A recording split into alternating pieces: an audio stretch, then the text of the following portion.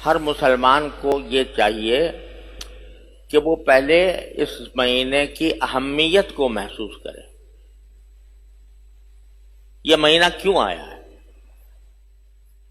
دیکھو تو رمضان کے مہینے میں بھی اسی طرح دن اور رات ہوتے ہیں جس طرح عام مہینوں میں ہوتے ہیں. جس طرح عام دنوں میں سورج نکلتا ہے رمضان میں بھی نکلتا ہے، اور دنوں میں غروب ہوتا ہے رمضان میں بھی غروب ہوتا ہے، اور دنوں میں دن اور رات آتے ہیں رمضان میں بھی آتے ہیں.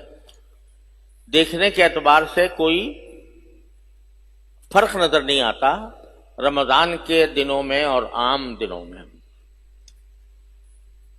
لیکن اللہ تبارک و تعالی نے اس مہینے کو اپنے ساتھ ایک رابطہ اور تعلق کا اور تقدس کا رشتہ اس کے ساتھ قائم فرما دیا کہ رمضان کا مہینہ یہ اللہ تبارک و تعالی کا مہینہ، اور اس کی مختصر اور آسان لفظوں میں تشریح یہ ہے کہ ہم سال کے 11 مہینے اس طرح گزارتے ہیں کہ اس میں زیادہ تر ہماری سوچ بچار اور دوڑ دھوپ کا محور یہ دنیاوی زندگی ہوتی ہے. کھانا کمانا اور سونا جاگنا، اسی میں ہمارے اوقات زیادہ تر اوقات صرف ہوتے ہیں. ٹھیک ہے، اس میں اللہ تعالیٰ جن کو توفیق دیتا ہے تو 5 وقت کی نمازیں بھی پڑھ لیتے ہیں، لیکن اگر 5 وقت کی نمازوں کو جوڑ کر دیکھا جائے تو سب ملا کر گھنٹہ 1.5 گھنٹے سے زیادہ نہیں. باقی 23.5 گھنٹے یا 23 گھنٹے یا 24 گھنٹے 23 گھنٹے جو گزرتے ہیں وہ سب ہمارے اپنے ذاتی اپنے کھانے کمانے میں یا اپنے جسم کو آرام دینے میں یا جسم کی تربیت کرنے میں صرف ہوتے ہیں. حالانکہ جب انسان کو پیدا کیا گیا تھا تو اللہ تبارک و تعالیٰ یہ فرماتے ہیں کہ وَمَا خَلَقْتُ الْجِنَّ وَالْإِنسَ إِلَّا لِيَعْبُدُونَ، میں نے جنات اور انسانوں کو صرف اس کام کے لیے پیدا کیا تاکہ وہ میری عبادت کریں.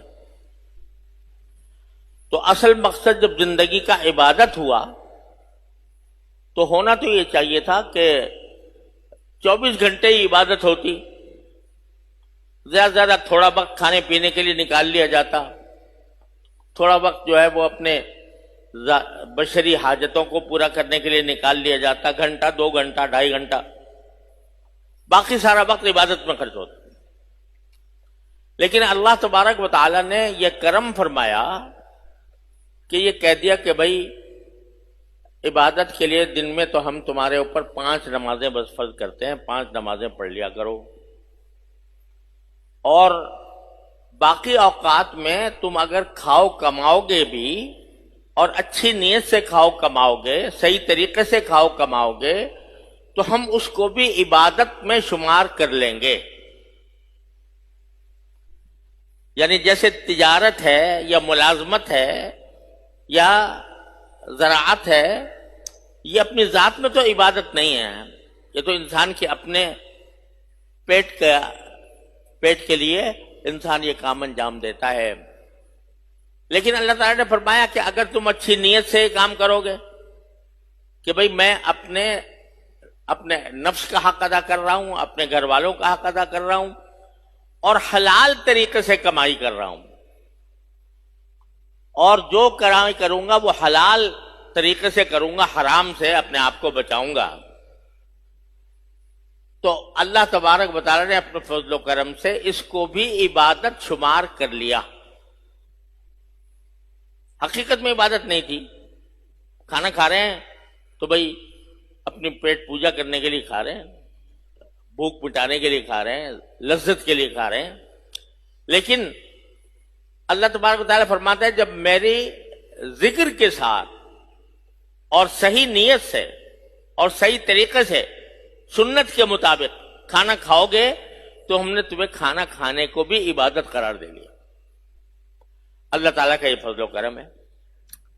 لیکن انسان کا معاملہ یہ ہے کہ جب اس کو چھٹی ملی کہ بھائی چلو تم کھاؤ بھی کماؤ بھی روزی بھی حاصل کرو اور دنیا کے دوسرے کام بھی انجام دو، جب انسان کو چھٹی ملی تو اس کا سارا ذہن، ساری سوچ، ساری دوڑ دھوپ وہ اس دنیاوی کام میں لگ گئی، اور وہ یہ بھول گیا کہ میں آیا کیوں تھا اس دنیا میں، کس مقصد کے لیے آیا تھا.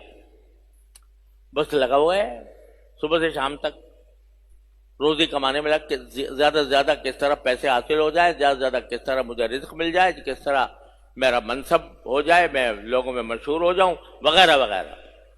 اس دوڑ دھوپ میں سارا وقت گزارا. ٹھیک ہے 5 وقت کی نمازیں پڑھ لی جیسی کہ ایسی پڑھ لی، لیکن زیادہ وقت جو ہے وہ گزر رہا ہے ایسے کاموں میں جو دنیاوی کام ہے. تو اب یہ کچھ اوقات اللہ تبارک و تعالیٰ نے ایسے رکھے ہیں کہ یہ جو ہمارے اوپر غفلت طاری ہو جاتی ہے، عام دنوں میں غفلت طاری ہو جاتی ہے کہ بھئی بھول بیٹھتے ہیں ہم، مارے باندھے کسی طرح نماز کا وقت آیا، کھڑے ہو کر جلدی سے کوئی نماز پڑھ لی بس، باقی اور سارا وقت جو ہے ہمارا، ساری دوڑ دھوپ، ساری سوچ بچار وہ مرکوز ہو جاتی ہے دنیا کے کام. تو گویا اصل مقصد سے ہم دور ہوتے چلے جاتے. تو اللہ تبارک و تعالی بعض دن اور بعض مہینے، بعض اوقات ایسے اللہ تعالیٰ نے رکھے ہیں کہ گویا ہم کو پکڑ کر کھینچ کر بلایا جا رہا ہے.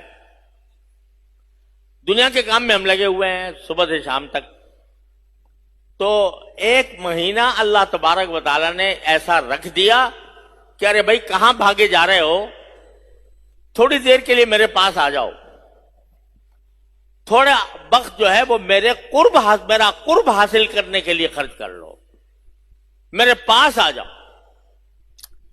یہ اصل اس رمضان کا فلسفہ یہ ہے کہ ہم عام 11 مہینوں کے اندر جن مشغولیات میں محو رہتے ہیں، ان مشغولیات سے تھوڑی دیر اپنے آپ کو جتنا ہو سکے فارغ کر کے اپنا ذہن، اپنا دھیان، اپنی فکر، اپنی سوچ اللہ تبارک و تعالیٰ کا قرب حاصل کرنے کی طرف مرکوز کر دیں. یہ ہے اصل مقصود رمضان کا. بھئی کھانا جو ہے وہ بے شک تمہارے لیے جائز تھا، لیکن ضرور اب 1 مہینہ ہم تمہیں ایسا دیتے ہیں کہ تم کھانا نہیں کھاؤ گے، دن میں نہ کچھ کھاؤ گے نہ کچھ پیو گے. یہ دن کا وقت تم بھوکے رہ کر، پیاسے رہ کر گزارو گے. کیوں لکھا جا رہا ہے بھوکا پیاسا؟